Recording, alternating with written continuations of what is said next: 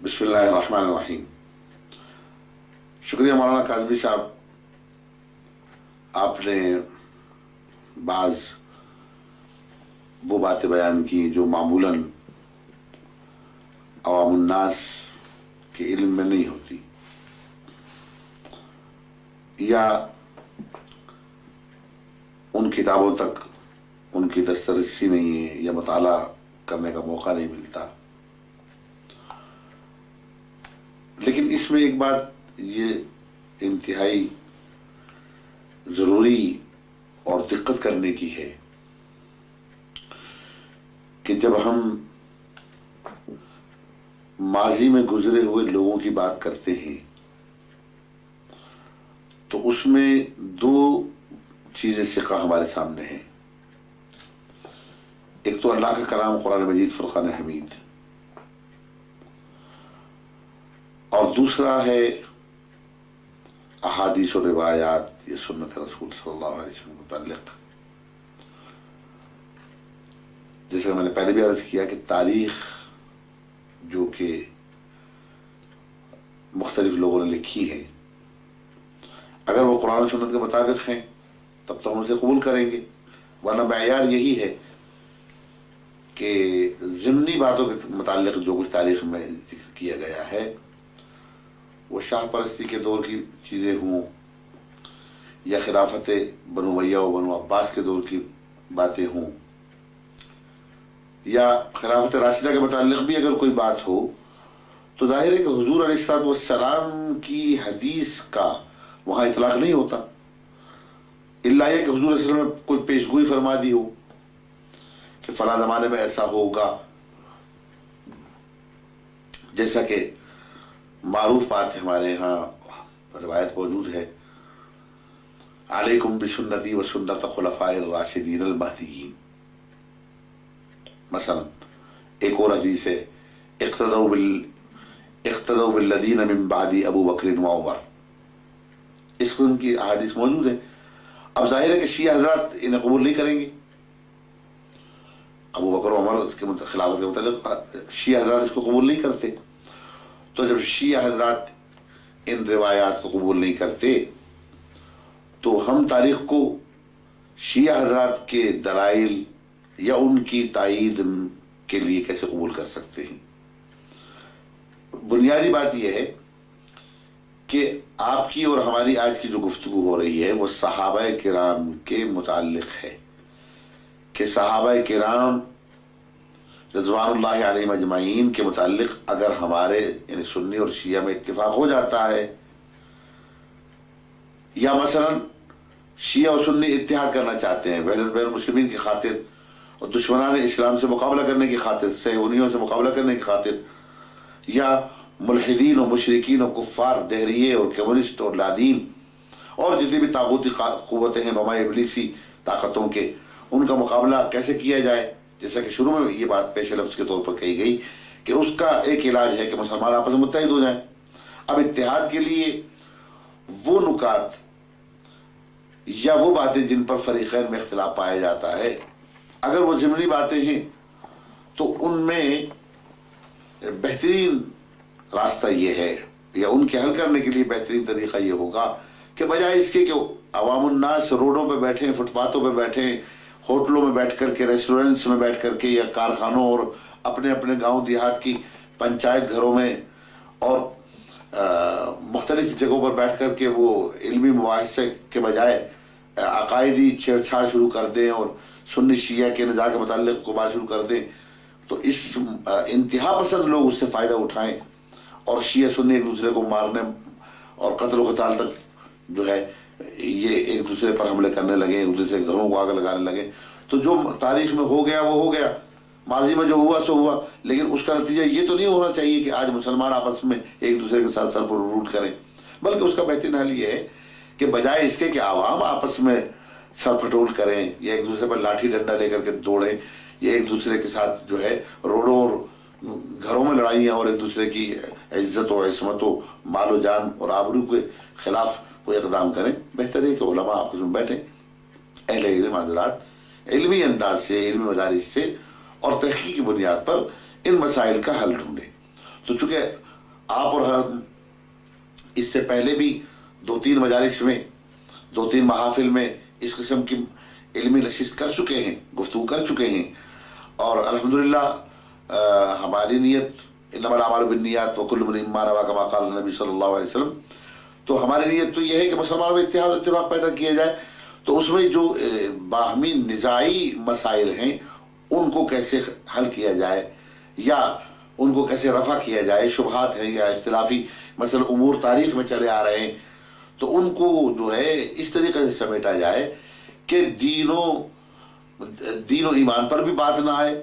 اور مسئلہ بھی حل ہو جائے. تو تب تو لطف کی بات ہے، تب تو ہمارے آپ کے بیٹھنے کا کوئی فائدہ ہوگا، ورنہ یہ کہ بحث برائے بحث اس کا کوئی فائدہ ہے اور اس کو کوئی نتیجہ نکلنے والا نہیں. تو چونکہ شروع میں ہم نے یہ بات کہی تھی کہ اہل سنت شیعہ حضرات کے کسی بھی امام کو، کسی بھی رہبر کو، کسی بھی بزرگ کو گالی نہیں دیتے، برا نہیں کہتے. ہمارے تبرہ کا کوئی چیپٹر نہیں ہے. اہل سنت میں صرف تولا ہی تولا ہے، محبت کرنا، اللہ سے محبت، اللہ کے رسول سے محبت، رسول اللہ صلی اللہ علیہ وسلم کے صحابہ سے محبت، رسول اللہ صلی اللہ علیہ وسلم کے اعزاء و اقارب سے محبت، آپ کی ازواج کرام کے متعلق مودت و محبت، آپ کے اہل بیت سے محبت و الفت. یعنی ہمارے ہاں اہل سنت والجماعت میں تولا ہی تولا ہے. ہم کسی شیعہ حضرات کے کسی ایک بزرگ کو گالی دینا تو بہت بڑی بات ہے، لعنت بھیجنا تو بہت بڑی بات ہے، ان کی شان کے متعلق ایک حرف سوچ بھی نہیں سکتے. البتہ شیعہ حضرات جو ہیں فلانے کو لعنت بھیجتے ہیں، فلانے کو لعنت، فلانے کو لعنت، اس قسم کی جو باتیں کرتے ہیں، تو ظاہر ہے کہ جب آپ اہل سنت کے کسی بزرگ کو برا کہیں گے تو ان میں سے کوئی انتہا پسند قسم کا آدمی اٹھ کے کھڑا ہو جائے، وہ لعنت بھیجنے والے کو یا تبرہ کرنے والے کو یا گالی دینے والے کو مارے کوٹے، پھر وہ جھگڑا بڑھ جاتا ہے. تو اس کا ہم نے یہ طریقہ اختیار کیا تھا، آپ نے اور میں نے گزشتہ محفل میں یہ طے کیا تھا کہ آئندہ جب ہم بیٹھیں گے، آج تو کئی مہینوں کے بعد ہمارا یہ جو ہے اتفاق سے ملنے کا موقع ہمیں ملا اور آج ہمیں بیٹھنے کے لیے جو ہے یہ موقع ملا ہے، تو ہمیں کئی مہینوں کے بعد یہ بات کرنے کا موقع مل رہا ہے. تو اس میں ہم یہ چاہ رہے تھے کہ جو آپ حضرات صحابہ کرام کو برا بھلا کہتے ہیں، آپ برا بھلا کہنا بند کر دیں. آپ خلفائے راشدین میں سے جن شخصیات کے متعلق جو ہے آپ کوئی بدگمانی یا بدظنی رکھتے ہیں تو قال اللہ وقال رسول کہتے ہیں، اس کو حل کر لیں. یا مثلا ہمارے جو اکابرین ہیں یا ازواج مطہرات ہیں یا حضور علیہ الصلوۃ والسلام کے وہ سسر صاحبان ہیں جن کی بیٹیاں حضور علیہ السلام کے گھر میں تھیں، ان کے متعلق آپ اپنی بدگمانی، اپنے شبہات کو دور کر لیں اگر کوئی بات ہے. جہاں تک تعلق یہ ہے کہ آپ نے فرمایا کہ ہم ان کو صحابی مانتے ہیں کہ جو اللہ کے رسول کی بات کو مانیں اور ان کا احترام کریں، ان کے آل کا احترام کریں، تو احترام کرنے میں تو کوئی یہاں پر کسی قسم کا کسی کو کوئی اعتراض ہو ہی نہیں سکتا. لیکن خدا نہ خواستہ اگر احترامی بے احترامی سیاست کی وجہ سے ہوئی ہے تو دونوں فریق اس کے ذمہ دار ہیں، یعنی صحابہ بھی اور اہل بیت بھی دونوں ذمہ دار ہوں گے. اگر ان کی طرف سے کوئی بات ہوئی ہے تو وہاں بھی کوئی نہ کوئی بات ہوئی ہوگی کہ جس کی وجہ سے یہ جو ہے خواہ کی ایک اختلافی بات ہوئی. تو اب اگر اس فریق نے معاف کر دیا یا اس فریق نے معاف کر دیا تو بات تو جب ان اہل بیت اور صحابہ کرام کے درمیان ختم ہو چکی، معافی ہو چکی، یا ایک دوسرے کو انہوں نے، ہم تو یہ یقین رکھتے ہیں کہ اہل بیت حسد رکھنے والے، بغض رکھنے والے، دلوں میں انتقام کا جذبہ رکھنے والے نہیں تھے. اسی طریقے سے صحابہ کے متعلق بھی ہم یہ سوچتے ہیں تو انہوں نے اپنے دل کو پاک کر لیا ہوگا، صاف کر لیا ہوگا. لیکن جہاں تک آپ نے ایک عجیب حدیث کے متعلق یہاں پر اشارہ کیا کہ نہ صرف یہ کہ حضرت فاطمہ الزہرا رضی اللہ تعالیٰ عنہ کے در اقدس پر، جیسا کہ ابھی آپ نے کہا کہ کتابوں میں شیعہ حضرات یہ کہتے ہیں کہ حضرت عمر فاروق رضی اللہ تعالیٰ عنہ نے جا کر کے دھمکی دی اور کہا کہ میں اس گھر میں آگ لگا دوں گا، اور لوگوں نے پوچھا کہ اگر اس میں فاطمہ الزہرا موجود ہو تب بھی آپ آگ لگائیں گے؟ تو عمر فاروق کے متعلق شیعہ حضرات کی جو کتابوں میں ہے کہا کہ وہ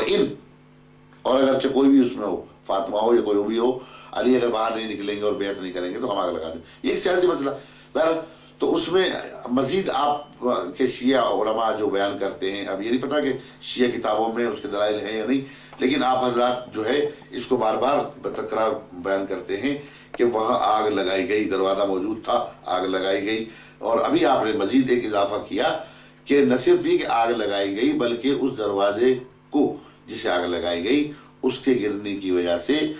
حضرت فاطمہ رضی اللہ تعالی عنہ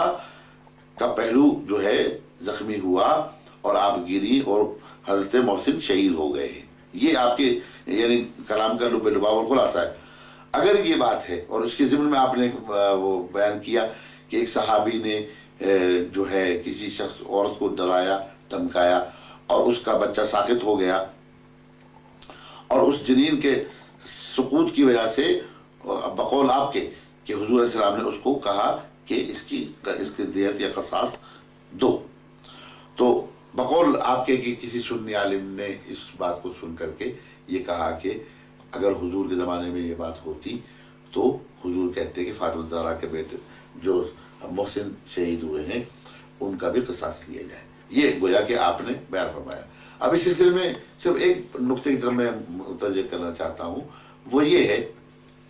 کہ یہ ساری داستان کے جو آپ نے یہ طبقات اور اوج ثریا تک کی جو بلڈنگیں اور عمارتیں آسمان تک آپ نے پہنچائی اور ہمارے شیعہ برادران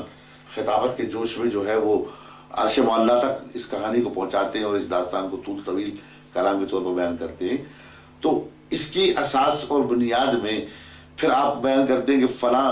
سنی صاحب نے یہ کہا کہ فلاں راوی نے یہ بیان کیا اور وہ ثقہ ہے. لیکن اس میں غور طلب بات جو ہے وہ یہ ہے کہ آیا یہ سیاہ ستہ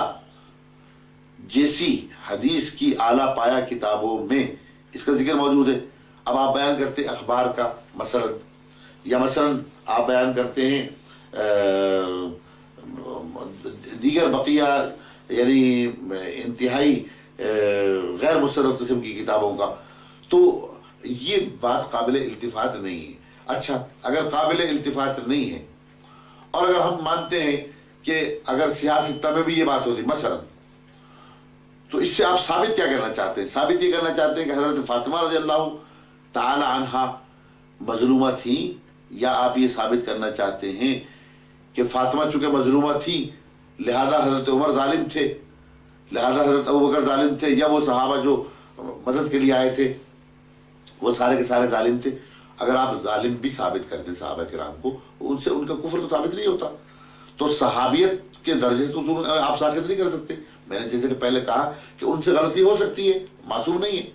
صحابہ کرام سے غلطیاں حضور کے زمانے میں بھی ہوئی اور انہیں سزائیں بھی ملی، اور سزا دینے کے بعد وہ پاک ہو گئے، جیسے میں نے توبہ کی کئی احادیث آپ کے سامنے ذکر کی. تو آپ اگر یہ چاہتے ہیں شیعہ حضرات ایڑی چوٹی کا زور لگا لیں کہ صحابہ کرام کو آپ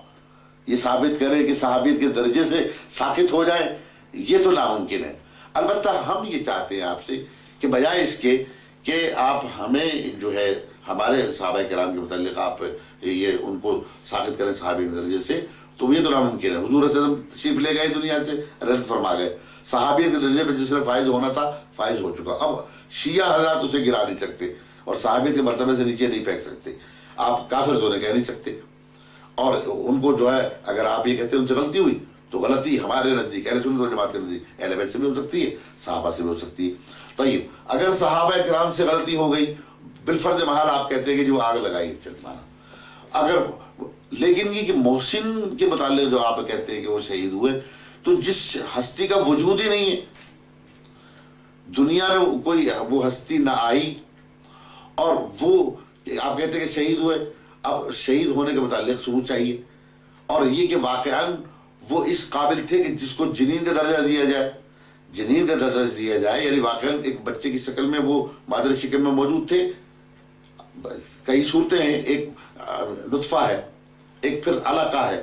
پھر ایک مضغہ ہے، پھر اس کے بعد وہ گوشت کی شکل ہے 40 دنوں کے پیریڈ کے ساتھ، پھر کہیں جا کر کے 6 ماہ میں جو ہے وہ ایک باقاعدہ صورت ہوتی ہے اور 9 مہینے میں بچہ تیار ہوتا ہے اور اس کے بعد ولادت ہوتی ہے. تو اب وہ کس مرحلے میں تھے اور آیا تھے بھی یا نہیں تھے؟ اور مجھے آپ یہ بتائیے کہ ابھی اس بچے کا کوئی تعلق عطا پتہ ہی نہیں، وجود ہی نہیں اس ہستی کے متعلق، ہماری تو کتابوں کو ذکر نہیں، اور نام بھی اس کا شیعوں نے رکھ لیا محسن. تو یہ جو تعجب انگیز باتیں ہیں، میں سمجھتا ہوں کہ اس کو طول طویل کلام بنانے کے بجائے بہتر یہ ہے کہ آپ حضرات اس بات کا اقرار کریں کہ صحابہ کرام کی عظمت کو آپ بھی تسلیم کر لیں، تاکہ ہم دونوں کے درمیان جھگڑا ختم ہو اور سنی شیعہ کا جھگڑا ختم ہو جائے. اس لیے میں آپ کا شکریہ ادا کرتا ہوں. جزاکم اللہ خیر.